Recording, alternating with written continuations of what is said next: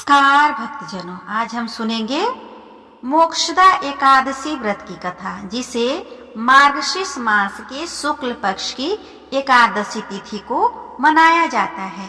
तो आइए विघ्नहर्ता श्री गणेश का नाम लेकर इस कथा को सुनते हैं। महाराज युधिष्ठिर कहने लगे, हे भगवान, आप तीनों लोकों के स्वामी, सबको सुख देने वाले और जगत के पति हैं। मैं आपको नमस्कार करता हूँ। हे देव, आप सबके हितैषी हैं, अतः मेरे संशय को दूर कर मुझे बताइए कि मार्गशीर्ष एकादशी का क्या नाम है। उस दिन कौन से देवता का पूजन किया जाता है और उसकी क्या विधि है, कृपया मुझे बतलाइए। भक्त वत्सल भगवान श्री कृष्ण कहने लगे कि धर्मराज, तुमने बड़ा ही उत्तम प्रश्न किया है। इसके सुनने से तुम्हारा यश संसार में फैलेगा। मार्गशीर्ष शुक्ल एकादशी अनेक पापों को नष्ट करने वाली है।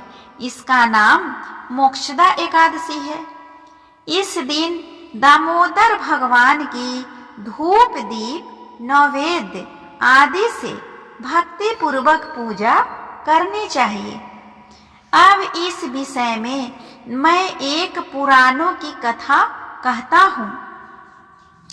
गोकुल नाम के नगर में बैखानस नाम का राजा राज्य करता था। उसके राज्यों में चारों वेदों के ज्ञाता ब्राह्मण रहते थे। वह राजा अपनी प्रजा का पुत्रवत पालन करता था। एक बार रात्रि में राजा ने एक स्वप्न देखा कि उसके पिता नरक में हैं। उसे बड़ा ही आश्चर्य हुआ। प्रातः वह विद्वान ब्राह्मणों के पास गया और अपना स्वप्न सुनाया। कहा, मैंने अपने पिता को नरक में कष्ट उठाते देखा है। उन्होंने मुझसे कहा कि हे पुत्र, मैं नरक में पड़ा हूँ, यहाँ से तुम मुझे मुक्त कराओ। जब से मैंने ये वचन सुने हैं, तब से मैं बहुत बेचैन हूँ। चित्त में बड़ी अशांति हो रही है। मुझे इस राज्य, धन, पुत्र, स्त्री, हाथी, घोड़े आदि में कुछ भी सुख प्रतीत नहीं होता। क्या करूं?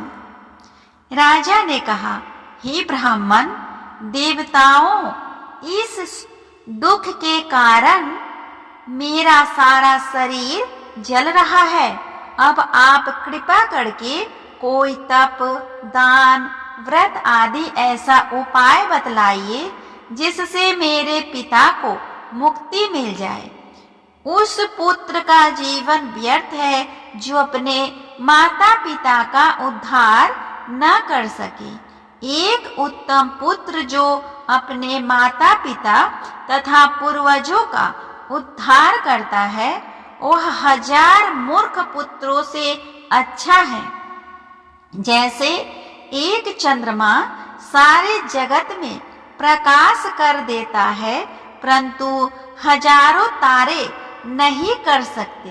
ब्राह्मणों ने कहा, हे राजन, यहाँ पास ही भूत, भविष्य, वर्तमान के ज्ञाता पर्वत ऋषि का आश्रम है।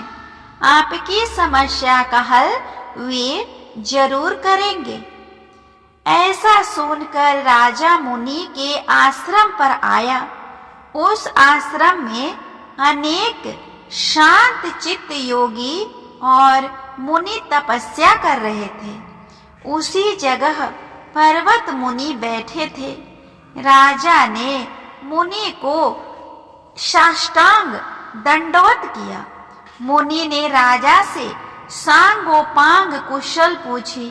राजा ने कहा कि महाराज, आपकी कृपा से मेरे राज्य में सब कुशल है, लेकिन अकस्मात मेरे चित्त में अत्यंत अशांति होने लगी है।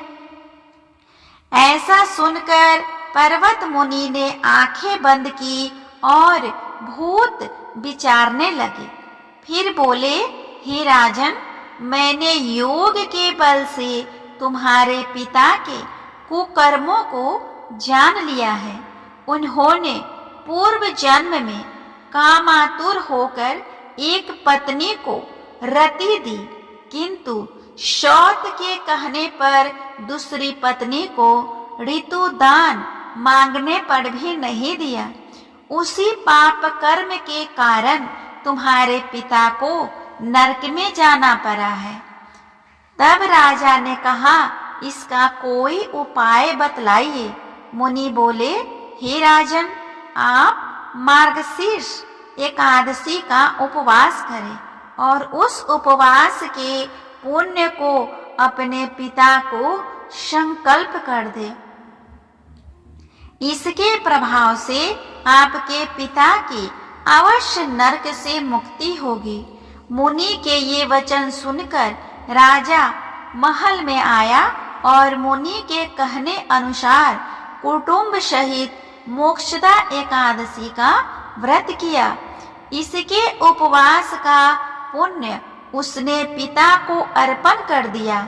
इसके प्रभाव से उसके पिता को मुक्ति मिल गई और स्वर्ग में जाते हुए वे पुत्र से कहने लगे, हे पुत्र, तेरा कल्याण हो।